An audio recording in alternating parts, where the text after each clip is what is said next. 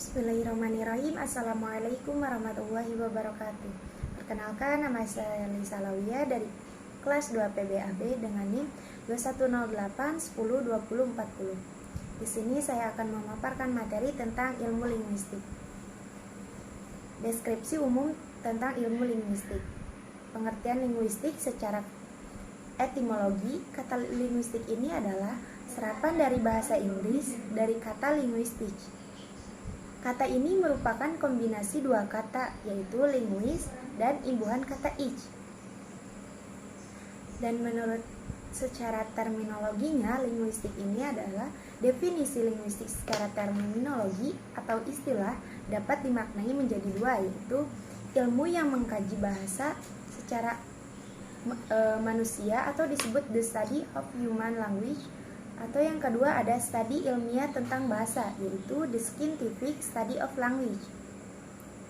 Letak keilmian linguistik yaitu kata ilmiah memiliki arti yang bersifat umum secara ilmu pengetahuan memenuhi syarat atau kaidah, yaitu ilmu pengetahuan, sedangkan kata ilmu sains bermakna pengetahuan yang mempunyai ciri-ciri, tanda-tanda, dan syarat-syarat yang khas, yaitu dibagi menjadi tiga bagian. Ada eksplisit, sistematik, dan objektivitas. Apa itu eksplisit?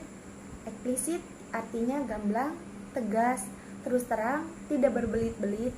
Linguistik ini merupakan pengetahuan eksplisit yang telah mengalami pengkajian dan pendalaman, sehingga memiliki ketegasan dan kejelasan dalam konsep dan teori kebahasaannya.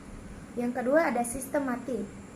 Yang sistematik di sini adalah sistematik yang mengandung makna ilmu pengetahuan, disusun secara berurutan atau teratur, yang memiliki fakta-fakta penting yang saling berkaitan, memiliki pola-pola yang konsisten, teratur, dan ajak. Yang ketiga atau yang terakhir yaitu ada objektivitas. Objektivitas berarti menjelaskan apa adanya sesuai dengan fenomena yang terjadi. Linguistik sebagai ilmu mesti objektif, yakni deskripsi atau pernyataan ihwal bahasa berdasarkan pada data apa adanya. Selanjutnya yaitu secara umum. Secara umum, linguistik ini sebagai ilmu yang empiris. Maksudnya empiris itu apa? Maksudnya empiris di sini adalah ilmu yang berdasarkan fakta data atau berdasarkan pengalamannya. Selanjutnya yaitu ada tujuan linguistik.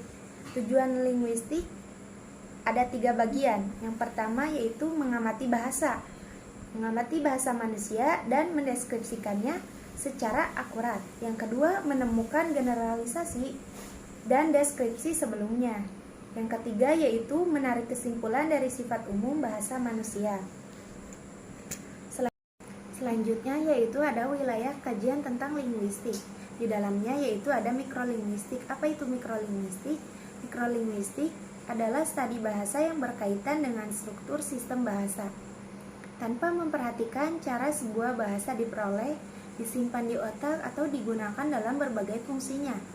Tidak pula memperhatikan mekanisme fisiologis ataupun psikologis yang terlibat dalam perilaku bahasa. Cabang ilmu yang ada dalam kajian mikrolinguistik yaitu ada 4. Ada fonologi, morfologi, sintaksis, dan semantik. Yang pertama ada fonologi. Apa itu fonologi? Fonologi adalah merupakan cabang linguistik yang berfokus dalam mengkaji bunyi dan sistem bunyi bahasa. Yang kedua ada morfologi. Morfologi yaitu merupakan cabang linguistik yang mengkaji struktur bentuk kata, utamanya melalui penggunaan morfem sebagai bahasa pembentukan kata. Yang ketiga yaitu ada sintaksis.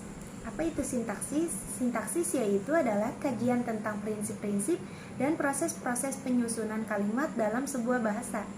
Yang terakhir atau yang keempat yaitu ada semantik. Apa itu semantik? Semantik adalah studi sistematis tentang makna, dan semantik dalam linguistik adalah studi tentang bagaimana bahasa mengatur dan mengekspresikan bahasa. Yang kedua yaitu ada makrolinguistik. Apa itu makrolinguistik? Makrolinguistik adalah bidang linguistik yang mengkaji bahasa, hubungannya dengan interdisipliner dan bidang terapan. Selanjutnya yaitu sudah mulai masuk ke dalam konsep-konsep dalam kajian kebahasaan. Di dalamnya yaitu terdapat 7 bagian. Yang pertama ada preskriptif dan deskriptif. Preskriptif dan deskriptif adalah dua istilah pendekatan dalam mengkaji bahasa atau disebut dengan al-wasilah. Mengistilahkannya dengan pendekatan linguistik dan pendekatan humanis. Pendekatan yang pertama memiliki tujuan untuk mendeskripsikan bahasa secara alamiah, sedangkan yang kedua memiliki tujuan mendeskripsikan bagaimana manusia berkomunikasi. Preskriptif, yaitu pendekatan preskriptif sering disebut juga normatif, dan deskriptif yaitu adalah pendekatan terhadap bahasa secara objektif. Yang kedua ada sinkronis dan diakronis. Istilah sinkronis dan diakronis digunakan pertama kalinya oleh bapak linguistik modern, yaitu Ferdinand de Saussure. Menurutnya bahasa dapat dipelajari di satu kurun waktu tertentu atau juga dari waktu ke waktu. Pendekatan sinkronis adalah pendekatan yang titik kajiannya menyasar pada bahasa dalam satu masa tertentu ataupun dalam kajian yang terbatas. Bahasa tersebut diterangkan bagaimana cara kerja dan penggunaannya oleh para penuntutnya. Yang ketiga yaitu ada teoritis dan terapan.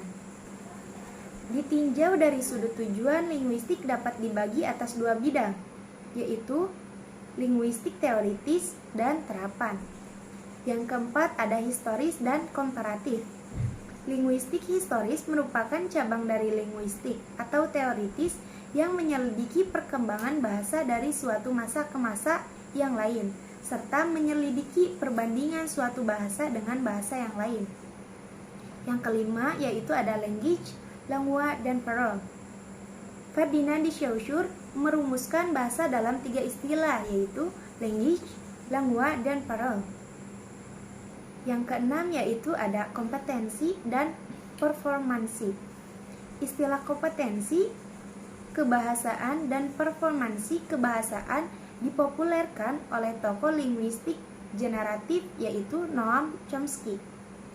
Yang terakhir atau yang ketujuh ada fungsional and formalisme, yaitu teoritas ilmu bahasa mutakhir dapat dipetakan menjadi 2 mazhab besar, yaitu orientasi formalisme versus fungsionalisme. Teori formalisme diwakili oleh generative grammar yang digagas oleh Avram Noam Chomsky. Mungkin cukup sekian penjelasan yang bisa saya sampaikan, kurang lebihnya mohon dimaafkan. Syukron billahi taufik wal hidayah. Wassalamualaikum warahmatullahi wabarakatuh.